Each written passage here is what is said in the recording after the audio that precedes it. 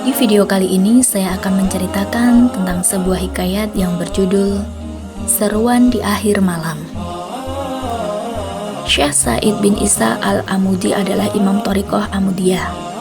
Silsilah keturunannya adalah Said bin Isa bin Ahmad bin Isa bin Sya'ban bin Isa bin Daud bin Muhammad bin Abi Bakar bin Tolhah bin Abdillah bin Abdurrahman bin Abi Bakar As-Siddiq, Khalifah Rasulullah Sallallahu Alaihi Wasallam.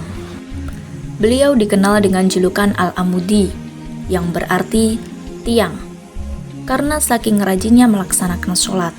Sebagaimana maklum, sholat merupakan tiang agama.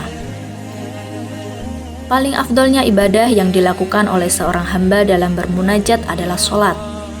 Sholat adalah rukun Islam yang kedua. Selain itu, beliau juga sangat lurus berpegang teguh pada ajaran baginda Nabi Muhammad Sallallahu Alaihi Wasallam. Kepribadiannya rendah hati, beliau dermawan, penuh kasih sayang, dan suka membantu kaum lemah, sekalipun dirinya sendiri hidup serba kekurangan.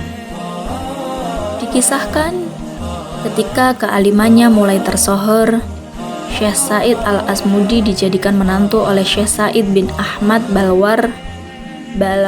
Balafif, salah seorang ulama terkemuka pada saat itu. Pada saat malam pertama, si istri memperhatikan ibadah Syekh al-Amudi.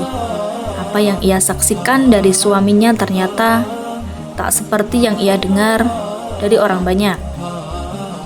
Sholat dan zikirnya biasa saja, tak ada yang istimewa baginya. Bahkan, dia menganggap ibadah ayahnya justru jauh lebih banyak dan lebih khusyuk dari suaminya tersebut. Karena itu, pada keesokan harinya, sang istri kembali ke rumah orang tuanya. Pada saat istrinya bertemu dengan ayahnya, ia pun merajuk. "Bagaimana aku hidup bersama orang yang tidak sholat malam, duhai ayah?" Bukannya membela, Syekh Said Balafif malah menyuruh putrinya kembali lagi kepada suaminya dan memperhatikan dengan lebih seksama apa yang dilakukan suaminya pada waktu malam hari. Maka kembalilah perempuan itu ke rumah suaminya dengan ditemani oleh salah seorang utusan Syekh Balafif. Malam berikutnya, putri Balafif terus mengamati gerak-gerik suaminya semenjak datangnya malam hingga fajar terbit. Keesokan harinya, wanita itu mengirim utusan kepada ayahnya untuk mengabarkan apa yang diamalkan suaminya di ujung malam. Kepada Syekh Balafif, utusan itu menyampaikan pesan sang putri. "Aku menyaksikannya. Ketika malam mendekati subuh, ia mendirikan sholat lantas berseru, 'Ana, Ana, Ana.'" Mendengar kabar ini, Syekh Balafif segera mengirim kembali sang utusan kepada putrinya dan berpesan, "Itu adalah derajat yang sangat tinggi. Bahkan ayahmu belum sampai pada tingkatan yang demikian."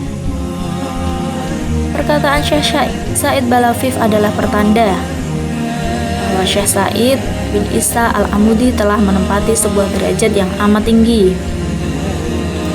Beliau sampai di tingkatan Rob, yang artinya menjawab terhadap seruan Allah Subhanahu wa Ta'ala di akhir malam.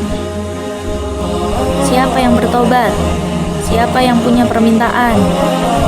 Syekh Said bin Isa dilahirkan pada tahun 600 Hijriah di Lembah Duan. Ada yang mengatakan juga di Wadir Himhar. Sejak lahir, beliau hidup dalam keadaan bersahaja dan jauh dari gemerlap dunia. Ayahnya sangat memperhatikannya dalam pendidikan agama. Beliau dididik secara religi semenjak dini. Adapun tarbiyah rohani, beliau dapatkan secara talaki dari para syekh. Beliau tidak pernah belajar membaca ataupun menulis. Ilmu yang beliau dapatkan adalah berkat seringnya berkumpul dan hadir dalam majelis para ulama besar. Beliau memperoleh sanad thariqah dari Syekh Abu Madian Syu'aib bin Abdul Hasab At-Tilmisani, Syekh Abdullah Sholeh Al-Maghribi, dan Imam Faqih Muqaddam Muhammad bin Ali Ba'alawi.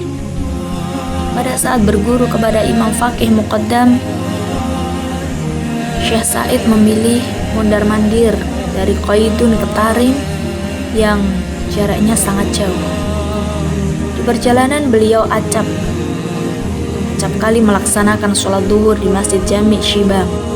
Beliau sangat mencintai sang imam, begitu pula sebaliknya.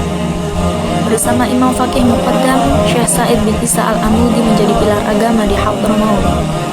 Keduanya begitu terkenal di negeri itu dan senantiasa menjadi buah bibir masyarakat.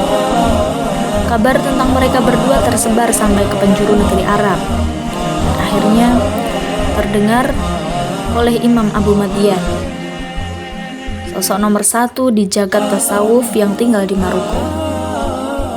Abu Madian mengirim utusan untuk menautkan dirinya dengan dua ulama Hadramaut itu dalam manhaj tasawuf lewat sepucuk surat.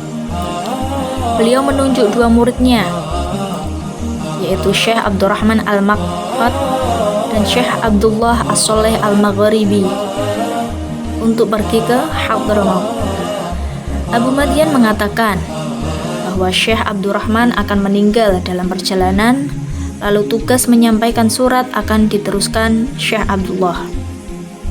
Mereka berdua segera bertolak menuju Hadramaut. Di tengah jalan, ucapan Abu Madian menjadi nyata.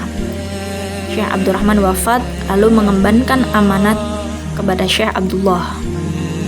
Maka tinggallah ulama berdarah bangsawan Maroko ini yang melaksanakan titah sang guru sufi. Sementara itu di lembah Qaidun, Syekh Said bersimpuh dalam doa. Beliau memohon kepada sang kuasa agar bisa dipertemukan dengan ulama-ulama Maroko. Telah lama beliau mendengar kebesaran mereka dan berharap bisa berjumpa, lalu menimba berkah dari mereka. Tak lama berselang, doanya pun terkabul. Pada suatu pagi di tahun 590 Hijriah, utusan Abu Madian tiba di Tarim dan menemui Imam Faqih Muqaddam. Beliau menyampaikan amanat dari Syekh Abu Madian. Setelah tugasnya selesai, utusan itu bergegas menuju Du'an untuk menjumpai Syekh Said bin Isa. Begitu tiba di desa Qaidun, beliau menanyakan keberadaan Syekh Said bin Isa kepada salah seorang warga. Warga tadi memberitahukan bahwa Syekh Said berada di padang rumput sedang menggembala kambing-kambingnya. Syekh Abdullah segera beranjak menuju tempat yang diisyaratkan. Lalu bertemulah mereka berdua dalam suasana penuh kerinduan. Syekh Abdullah menyampaikan surat dan pesan yang dititipkan Syekh Abu Madian.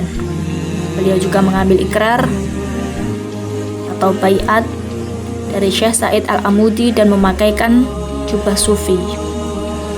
Lantas beliau mengajaknya menyebarkan dakwah sufiyah. Waktu pertemuan itu, usia